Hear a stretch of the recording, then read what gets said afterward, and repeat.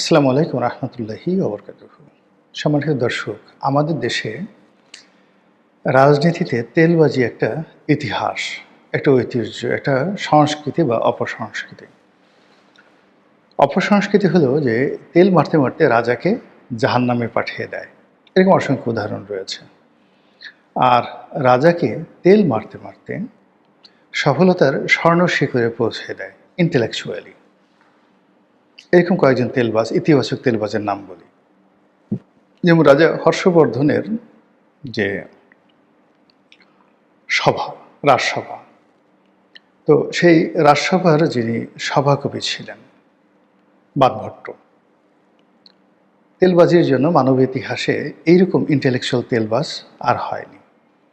এবং তার তেলবাজিতে একবার বিরক্ত হয়ে সম্রাট হর্ষবর্ধন স্বয়ং তাকে রাজদরবার থেকে বের করে দিয়েছিলেন এবং বের করে তিনি বলেছিলেন যে তেলবাজি এমন একটা ব্যাপার যেটি রাজদরবারের জন্য সবচেয়ে ক্ষতিকর। কিন্তু অবাক করার ব্যাপার হলো যে কোনো রাজদরবারে তেলবাজ ছাড়া চলতে পারে না। এর কিছুদিন পর আবার তিনি তাকে ডেকে এনেছিলেন এবং তাকে সেই হর্ষ চরিত্র, তার নিজের চরিত্র লেখার জন্য তাকে দায়িত্ব দিয়েছিলেন। তো হর্ষবর্ধনের সফলতা, তার ইতিহাস, ঐতিহ্য এবং এত দীর্ঘকাল পরেও আমরা যে তাকে জানতে পারি, তার শাসনামলের সঙ্গে সঙ্গে শশাঙ্ক শাসনামল, উত্তর ভারতের যে রাজনীতি, তার পেছনে বাণভট্টের একটা ঐতিহাসিক ভূমিকা রয়েছে। সম্রাট আকবরের যে 9 জুয়েলস নবরত্ন ছিল, তাদের মধ্যে বেশ কয়েকজন ছিলেন যাদের উপাধি ছিল ভাঁড়। যেমন আমরা মোল্লা দোপেয়াজের কথা জানি ছোটকাল থেকে। অসাধারণ সব উইট, অসাধারণ তার কতগুলো বক্তব্য। সেই যে সম্রাট আকবর একদিন জিজ্ঞাসা করলেন, বলুন তো আমার রাজ্যে কতগুলো, এই শহরে দিল্লিতে কতগুলো কাক আছে? তিনি বললেন, গুনে গুনে অ্যাডজেক্ট বললেন, এত এত এতটি, ফ্র্যাকশন দিয়ে, যেমন ৯,৯৩৩টি। তো রাজা বললেন যে ভারী আজব কথা, আপনি যেভাবে বললেন মনে হয় যেন কিছুক্ষণ আগে গুনে আসছেন। তো বললেন যে হ্যাঁ হুজুর, ঠিকই আছে। যদি আমার এই সংখ্যা থেকে আপনি গুনেন এখন কতটি কাক আছে, যদি ২-৪টা বেশি পান মনে করবেন তারা বেড়াতে গেছে। আবার যদি মানে ২-৪টা কম পান তাহলে তো মনে করবেন তারা বেড়াতে গেছে, বা যদি দেখেন বেশি হয়ে গেছে তাহলে মনে করবেন যে অন্য শহর থেকে বেড়াতে এসছে। হাসি রোল পড়ে গেল সেখানে। তো এইভাবে তার যে নবরত্নের মধ্যে অন্যতম আর একজন নবরত্ন, যিনি তার কৌতুকের জন্য, তার হাস্যরসের জন্য খুবই বিখ্যাত ছিলেন, ভীষণ রকম বিখ্যাত ছিলেন। এবং সম্রাট তাকে এত ভালোবাসতেন যে ফতেপুর সিক্রিতে তার যে গৃহের পাশে, আমার এই মুহূর্তে নামটা হঠাৎ করে মনে আসছে না, গৃহের পাশে তাকে রেখেছিলেন। তো এবং মন্ত্রীদের মধ্যে one of the senior minister হিসেবে তাকে নিয়োগ দিয়েছিলেন। হিন্দু সে ভদ্রলোক ছিলেন। তো যা হোক, এই হলো আমাদের বাংলাতে মহারাজ সেই কৃষ্ণ বা গোপাল ভাঁড়ের যে রাজা ছিলেন। তো সেখানে গোপাল ভাঁড় সেই রাজদরবারে একজন অন্যতম প্রধান আমাত্য হিসেবে তিনি নিয়োজিত ছিলেন, মহারাজ কৃষ্ণচন্দ্র। এরপরে সিরাজউদ্দৌলার গোলাম হোসেনের কাহিনী আমরা তো জানি, তারও এরকম ভাঁড় ছিল।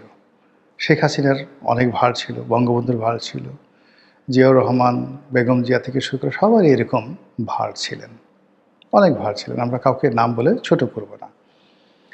তো এই যে ভাঁড়ামি, এটা একটা আর্টের পর্যায়ে থাকে যদি ভাঁড় ডালা ভালো কোনো কাজ হয়, যেভাবে বিশ্বের বড় বড় রাজদরবারগুলোতে হয়েছে। কিন্তু যখন ভাঁড়ামিটা বিরক্তিকর হয়ে যায়, মানুষজন না হেসে বরং মানুষজন আর আত্মহত্যা করতে ইচ্ছা করে সেই সমস্ত ভাঁড়ামি দেখলে। আর সে সকল ভাঁড়ামির ফলে দেখা গেল যে রাজপুরুষ যিনি আছেন তিনি ধীরে ধীরে মানসিকভাবে দন্য, হীনমন্য, নির্বোধ এবং অসহায় হয়ে পড়েন।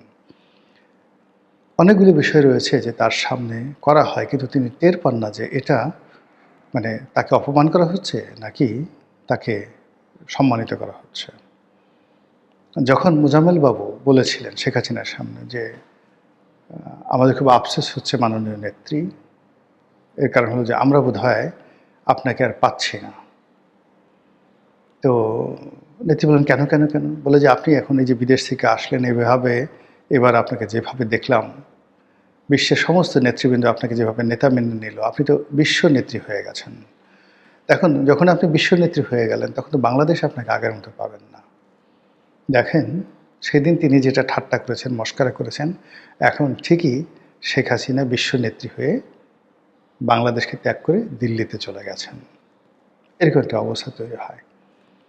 তো সেই দিক থেকে যে আমাদের যে রক্ত মাংসের মধ্যে যেভাবে বংশ পরম্পরায় তেলবাজি চলে আসছে, এই তেলবাজির কারণে রাজনীতি না করে, পরিশ্রম না করে, কেবলই মাত্র নেতার মনোরঞ্জন করে বড় বড় পদ পদবি পাওয়ার চেষ্টাই বেশিরভাগ মানুষ করে।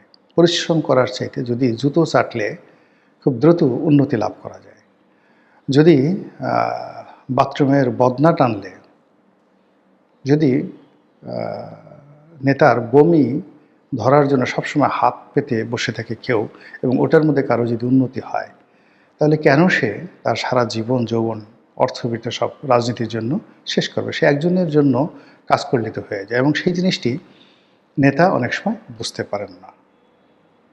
বুঝতে না পারার কারণে এরশাদ সাহেব ডুবেছেন, বুঝতে না পারার কারণে শেখ হাসিনা ডুবেছেন, এবং শেখ হাসিনার আশেপাশে যত লোক দেখেন তাকে ডুবিয়েছে, তাদের একজনও সিজেন্ট পলিটিশিয়ান নন।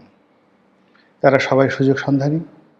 বিশেষ পরিস্থিতিতে নেত্রী তাদেরকে দয়া করেছিলেন বলেই তারা মন্ত্রী হয়েছিলেন, এমপি হয়েছিলেন, কিংবা আমলা কামলা হয়ে তারা সেই শেখ হাসিনার যে তেলবাজির যে রাজনীতি, সেই রাজনীতিতে শক্তিমত্তা প্রদর্শন করেছিলেন। এটা নিয়ে আমি তার জমানাতে বহু লেখা লিখেছি। শেখ হাসিনা যখন ক্ষমতায়, তখন শুধু বলিনি এই কথা নিয়ে, মানে তেলবাজি নিয়ে অন্ততপক্ষে 20 থেকে 25টি কলাম 2014 থেকে 24 পর্যন্ত বিভিন্ন পত্রপত্রিকায় লিখেছি, সরাসরি তাকে ইন্ডিকেট করে যে তেলবাজির ফলে কী হবে। তার এই তেলবাজির সংসার যে তাসের ঘর, সেটাও বহুবার বলেছে। তো কাজেই তিনি চলে গেছেন, কিন্তু আর যারা উত্তরসূরি, সেই উত্তরসূরিরা 17 মাসে ডক্টর মোহাম্মদ ইউনূসকে ছাড়েনি। তারাও প্রচণ্ডভাবে তেলবাজি করেছে, এবং তেলবাজি করে ডক্টর মোহাম্মদ ইউনূস তার কন্যা, তার আত্মীয় স্বজনকে কখনই তার নিজ কর্মে তারা স্থান দেননি। গ্রামীণ ব্যাংকে নিতে ইচ্ছে করলে তার ভাই প্রফেসর ইব্রাহিম বা জাহাঙ্গীর, তারা অনেক কষ্ট করেছে। তো তারা তো ইচ্ছে করলে গ্রামীণ ফোনের সিইও হতে পারত, কিন্তু উনি সেটা করেননি।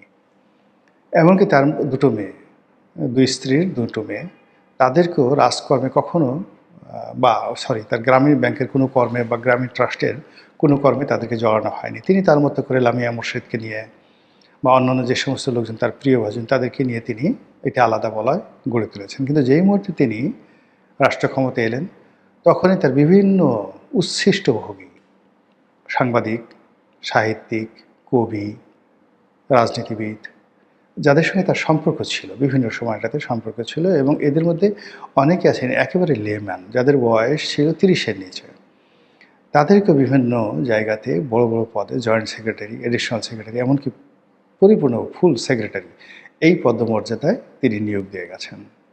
তার আপন আত্মীয় স্বজন, যাদেরকে তিনি কখনোই গ্রামীণ ব্যাংক, গ্রামীণ ফোন, গ্রামীণ ট্রাস্টে নিয়োগ দেননি, তিনি এই চাটুকারদের কবলে পড়ে এদেরকে নিয়োগ দিয়েছেন। আর এর বাইরে মানে তিনি বেসিক্যালি একজন কৃপণ মানুষ। তো তার নিজের কৃপণ মানুষ যেটা করে সেটা হলো নিজের টাকা খরচ করে কাউকে কিছু দেয় না, কিন্তু অন্যের টাকা দিয়ে তারা বিশ্বাস করেন দরকার হলে হাতি জবাই করে, বাঘ জবাই করে আপনাকে জিয়াফত দিয়ে দেবে, এবং ডক্টর মোহাম্মদ ইউনূস সেই কাজটি করেছেন। তিনি রাষ্ট্রের অর্থ বা বিত্ত এগুলোকে যতটা রকমভাবে বাজেভাবে ব্যবহার করে তার পছন্দের মানুষদেরকে খুশি করা যায়, ঠিক সেই কাজটি তিনি করেছেন তেলবাজির কবলে পড়ে। তো হাসিনার জমানাতে, অর্থাৎ শেখ হাসিনার জমানাতে যে তেলবাজি হয়েছে, তার চেয়ে বহুগুণ তেলবাজি হয়েছে ডক্টর মোহাম্মদ ইউনূসের জমানাতে। আর আজকের এই দিনে সরকারের মাত্র 1 মাস সময় গেছে, এর মধ্যেই আপনারা লিখে রাখেন, আমি বলে দিলাম যে অতীতের সকল রেকর্ড ব্রেক করে এখন তেলবাজি সর্বোচ্চ পর্যায়ে পৌঁছে গেছে। ফলে 17 বছর যে মানুষটি প্রবাসী ছিলেন, রাজনীতির মূলধারা থেকে বিচ্ছিন্ন ছিলেন, পুরোটাই ডিজিটালাইজড রাজনীতি তিনি করেছেন। তিনি এই হঠাৎ করে তেলবাজের কবলে পড়ে বা এই তেলের সাগরে পড়ে কি পরিমাণ হাবুডাবু খাবেন এটা বোঝার জন্য আপনাকে খুব বেশি জ্ঞানী বা রকেট বিজ্ঞানী হওয়ার দরকার নাই, রকেট সায়েন্টিস্ট হওয়ার দরকার নাই। আপনারা যদি দেখেন যে সামাজিক মাধ্যমে বিএনপির যে সমস্ত ভক্ত অনুরাগী রয়েছেন, তারা জনাব তারেক রহমান সাহেবের প্যান্টে কেন কাদা লাগলো এটা নিয়ে আবেগে চোখের পানি ফেলে দিচ্ছেন। আহা হা, নেতা হবে তো এরকম হবে, সে নিজের হাতে কোদাল তুলে নিয়েছেন, এটি কি চারটিখানি কথা? তিনি তো হুকুম দিলেই পারতেন। এই যে কোদাল দিয়ে যে তিনি নিজের হাতে নিয়েছেন, তার মধ্যে শহীদ জিয়ার ছবি তারা দেখতে পেয়েছেন। জিয়া তাদের মধ্যে নাই, জিয়ার বংশের ধারক আছে, চোখের পানিতে টইটুম্বুর তারা করছেন, লিখছেন, বলছেন, হয়তো তারেক রহমান সাহেবের সামনে যাচ্ছেন, তারেক রহমান সাহেবের জুতাতে কাদা লেগেছে, এই জন্য অনেকের বুকের মধ্যে কাদা লেগে গেছে। অনেকে মনে করেন যে ওই কাদার মধ্যে নূরের ছাপ আছে, ওই কাদা দিয়ে যে তারা হুয়াংফু, চুংফু কোনো মন্ত্র ফুলে মানে যদি ফু দেয় মূর্তি বানিয়ে, সেই মূর্তি জীবন্ত হয়ে উঠবে। সেই যে সূরা বাকারার যে গাভীর ঘটনার মতো। আপনাদের তো সেই কাহিনী অনেকেরই জানা আছে যে কি করে মানে যখন হযরত মুসা আলাইহিস সালাম নীল নদী পাড়ি দিচ্ছিলেন, তখন সেই নীল নদী পাড়ি দেওয়ার সময়, নদ পাড়ি দেওয়ার সময় বা সাগর পাড়ি দেওয়ার সময় আগে আগে যাচ্ছিলেন হযরত জিবরাইল আলাইহিস সালাম ঘোড়াতে করে। তো হযরত জিবরাইলের ঘোড়া যেখানে যাচ্ছিল, সেই ঘোড়ার খুরে সেই যে নদীর যে কাদা, মুহূর্তের মধ্যে সেই কাদা ছিটকে এক ধরনের স্বর্ণ রেণুতে পরিণত হচ্ছিল, সোনালী রঙের রেণুতে পরিণত হচ্ছিল বা স্বর্ণ রেণুতে পরিণত হচ্ছিল। তো ওখানে হারুন আস-সামেরি নামক একজন মূর্তি পূজারী এবং একজন মূর্তির যে কারিগর, তিনি ওই বনি ইসরায়েলের সঙ্গে সঙ্গে, বনি ইসরায়েল জাতিরই লোক, তিনি ওটা পার হচ্ছিলেন। তো নেহায়েত কৌতূহল বসে তিনি সেখান থেকে কিছু ওই কাদা, ওইরকম স্বর্ণের প্রলেপযুক্ত বা স্বর্ণের রঙের যে কিছু কাদা, ওইগুলো সংগ্রহ করে নিলেন, স্বর্ণের কাদা। এরপর তারা চলে গেলেন, সমুদ্রের পাড়ি হয়ে চলে গেলেন। চলে যাওয়ার পরে একবার তিনি হযরত মুসা আলাইহিস সালাম অথবা সম্ভবত হযরত হারুন আলাইহিস সালাম, দুজনের একজনের খুব সেবা করছিলেন এই হারুন আস-সামেরি, মানে এই মূর্তি উপাসক এবং মূর্তির কারিগর। তো তখন আল্লাহ নবী বললেন যে তুমি যা চাও তাই পাবে, বলো আমার কাছে কি চাও। তখন তিনি বলে রাখছিলেন যে আমার 3টি যে ইচ্ছা যেন পূর্ণ হয়, আপনি সেই দোয়া করেন। এবং সেই দোয়া করা হলো। তো সে এখন আর চাইল না। পরবর্তীতে হঠাৎ করে যখন হযরত মুসা আলাইহিস সালাম গেলেন, তিহ ময়দান থেকে তিনি চলে গেলেন তুর পাহাড়ে, সেই আল্লাহর দিদার লাভের জন্য এবং জাবুর তাওরাত কিতাব আনার জন্য। ঠিক সেই সময়টাতে কি মনে করে সেই স্বর্ণের সেই মাটিগুলো দিয়ে একটা মূর্তি বানালেন সেই হারুন আস-সামেরি। আর তখনই শয়তান তাকে মনে করিয়ে দিল যে ওই তোমার ওই বর যেটা ছিল বা আশীর্বাদ ছিল, সেটাকে তুমি এখন চাও। তখন সেটা তিনি চাইলেন যে এটা মুহূর্তের মধ্যে যেন একটা জীবন্ত স্বর্ণের গরু হয়ে যায়, বাছুর হয়ে যায়। তারপর চাইলেন যে এই বাছুরটি যেন হাম্বা হাম্বা করে, আর বনী ইসরায়েলের লোকরা যেন এই বাছুরের পেছনে ছুটতে থাকে। যে ঘটনা সেই কাজ। সবাই ইয়া বাছুরু করা শুরু করলো, সবাই গাফিল হয়ে গেল, সবাই বেঈমান মুনাফেক হয়ে গেল। এই হলো কাহিনী। তো যেটা বলছিলাম যে ওই যে তারেক রহমান সাহেবের প্যান্টে জুতায় যে মানে যাকে বলা হয় কাদা লেগেছে, তার যারা চাটুকার তারা ওটাকে মনে করছে স্বর্ণরেণু। আর সেই স্বর্ণরেণুকে যদি তারা সংগ্রহ করতে পারে আর প্রতীক অর্থে সেটাকে দিয়ে যদি তারা আবার কোনো গাধা বা গর্ধব তৈরি করতে পারে, আর সেই গর্ধবের পুজো যদি শুরু করে দেয় বিএনপির যারা লোকজন রয়েছেন শয়তানের ওয়াসায়, তাহলে আশ্চর্য হওয়ার কিছু নাই। এরকম ইতিহাস পৃথিবীতে বহুবার ঘটেছে। আপনি যদি জাইমা রহমানকে নিয়ে তেলবাজি চিন্তা করেন, জাইমা রহমান কখন মাথায় কাপড় দিলেন, কখন কাশি দিলেন, কখন গ্লাস পরলেন, মানে চোখে চশমা পরলেন, কখন সানগ্লাস পরলেন। তারপর তিনি তার পিতা কাশি দিলেন, কখন তিনি সেই পানির বোতল এগিয়ে দিলেন, এটা জাতীয় খবর। এরপর তারেক রহমান সাহেবের সঙ্গে যারা হ্যান্ডশেক করেছেন এই তার চলতি পথে, হ্যান্ডশেক করার পরে কারো হাত রঙিন হলো কিনা, হাতের চেহারা বদলালো কিনা, এই দৃশ্য দেখার জন্য তেলবাজরা ঘুরে বেড়াচ্ছে। তারেক রহমান সাহেবের সহধর্মিণী কথাবার্তা বলেন না, মুচকি মুচকি হাসেন। এখন তার কর্মকাণ্ড নিয়েও তেলবাজরা নানাভাবে বিভিন্ন ন্যারেটিভ তৈরি করে শুরু করে দিয়েছে। তিনি কি খান, ইফতারের সময় বাসা থেকে কি খাবার নিয়ে আসেন, তারপর তিনি কত ভালো যে নিজের হাতে রান্না করা ইফতার দিয়ে তিনি বাইরে বসে ইফতার করেন, বাইরে তার জন্য যে আয়োজন করা হয় তিনি সেটা গ্রহণ করেন। আহা কি ভালো। তারপর একটা ইফতারের অনুষ্ঠান দেখলাম যে তাকে একজন ইফতার সামগ্রী একটু দিতে চাচ্ছে, দ্বিতীয়বার দিতে চাচ্ছে, তিনি সেটা বিনয়ের সঙ্গে না করলেন যে আমি এটা নেব না, বা বলে যে দরকার নেই, আই এম টু ফুল। আমরা তো অহরহ এই কাজগুলো করি, বিয়ের বাড়িতে গেলে যখন খেতে বসে কেউ যখন অতিরিক্ত দিতে চায় আমরা না করি। এরকম একটা দৃশ্যের প্রেক্ষিতে চাঁদাবাজ, তারপর তেলবাজ, দালাল, ফড়িয়া যারা আছে তারা প্রশংসায় ভাসছে, আহা কি মহত্ব, কত সংযমী আমাদের প্রধানমন্ত্রীর স্ত্রী, তিনি আর দ্বিতীয়বার খাদ্য গ্রহণ করলেন না, ফিরিয়ে দিলেন।